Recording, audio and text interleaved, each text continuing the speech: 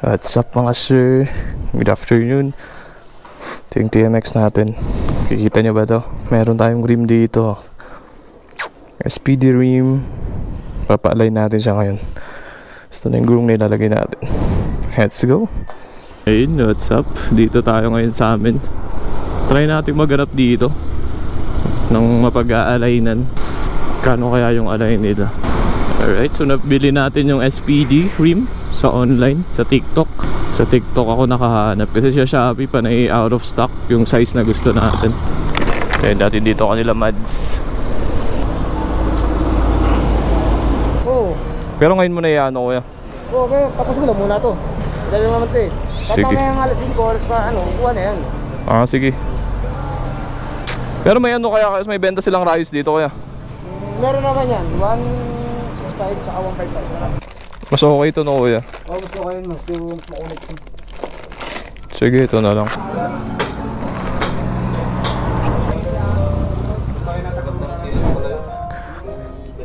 Kuya, iwan ko muna dun ah. Withdraw lang ako. So dito tayo nakahanap kay Mads.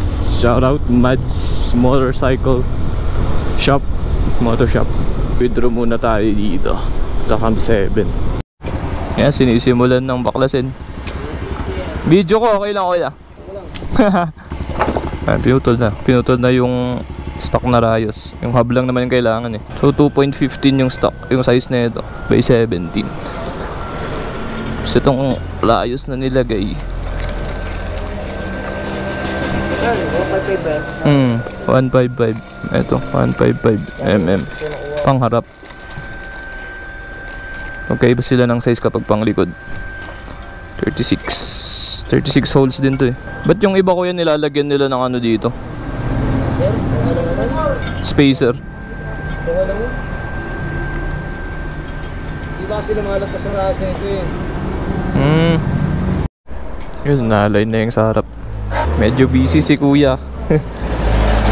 Meron kasing ano dito, na lost thread na si Gunyal. Pero align natin, naantayin natin si kuya. Ayun oh, okay na tong pangharap oh. Na-align na. Ayun, ginagrinder siya ngayon. Ginagrinder yung mga sobra. May mga sobra kasi yan eh. May mga sobrang spokes doon. So ginagrinder natin siya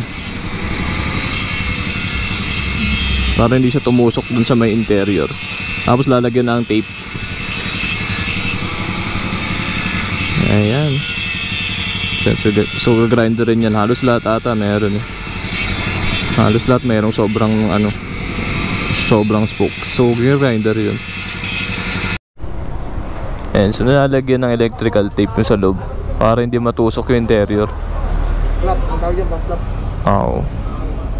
Sabi ni kuya. Pero kulay green. Ngayon lang ako nakakita ng kulay green na ano eh. Electrical tape. Kabit na yung pangharap, hinahanginan na lang. So siguro sasayad siya dito sa Tabaludo. O kaya dito. So tatanggalin na lang siguro namin to.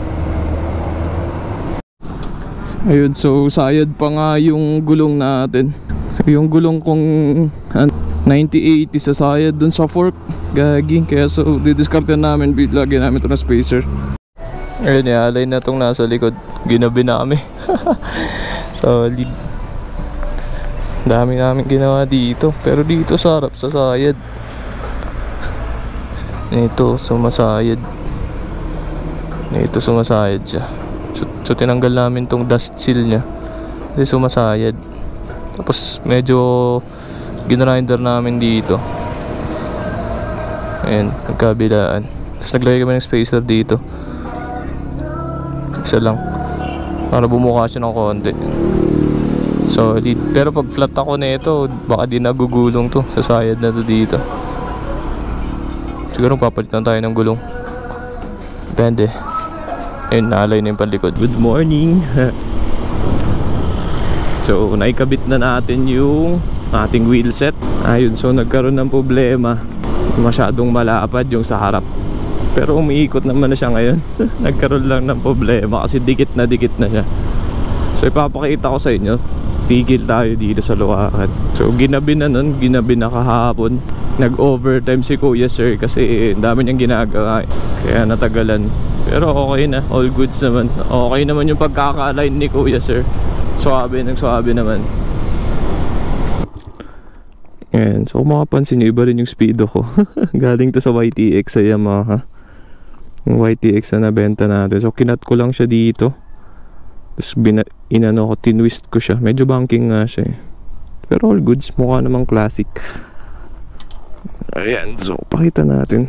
So wala siyang tapaludo ngayon. Ayan, so yan yung itsura niya ngayon.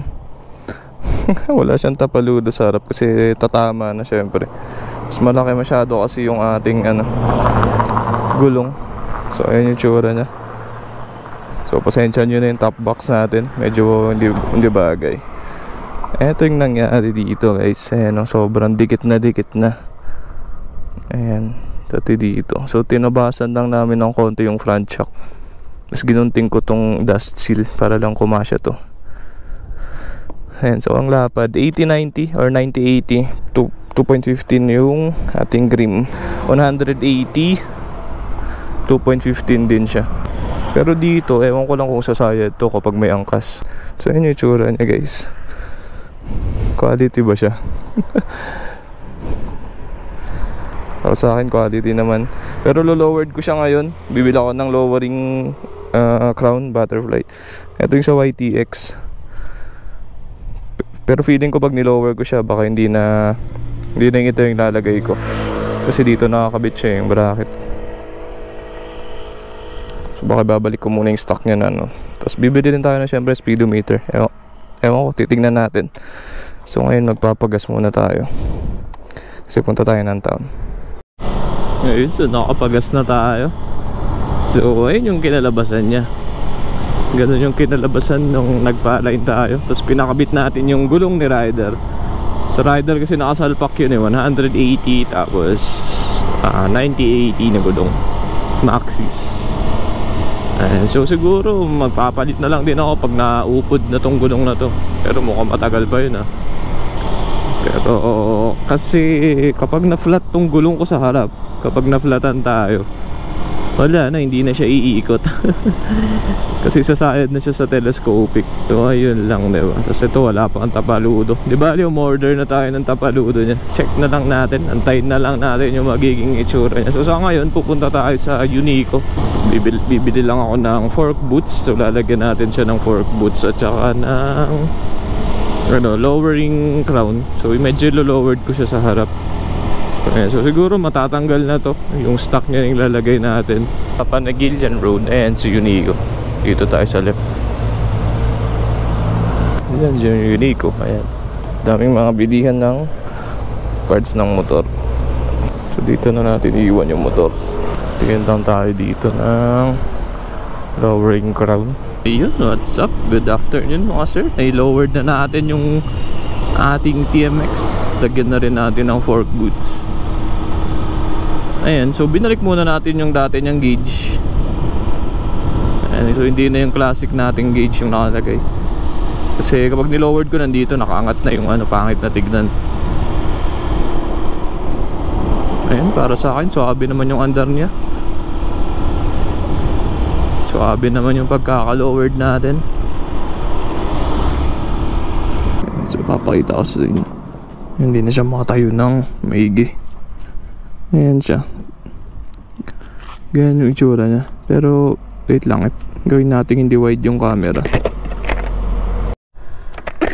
Ayan yung itsura niya. Ayan, bagay ba? Siyempre wala pa siyang tapaludo. In-orderan muna natin. Siguro yung upper bracket na lang yung ilalagay natin tapaludo niya. Ayan, so nito yung fork boots na nilagay ko. Baliktad yung pagkakalay ko kasi tatama na dito sa sa gulong kapag ito yung nilagay ko dito. So ganyan yung itsura niya, wala ko siyang tapaludo. Bagay ba mga sir? Bagay ba? Ayan para sa akin pogi talaga pag naka-lower yung mga TMX. Sa harap lang So ito, binalik natin yung dati niyang stock na gauge. Kasi dito na nakalagay yung dati. So pangit na nandito na siya sa taas. Ayan lang. So far ganyan lang muna siya ngayon. Papa-restro ko muna siya kasi mag-expire na siya ngayong May bago natin palitan ng headlight. Yan, headlight speedo. So ganyan lang siya. Yun lang mga sir siguro for today. Thank you for watching. Like and share, subscribe kung gusto nyo lang naman. Bye bye.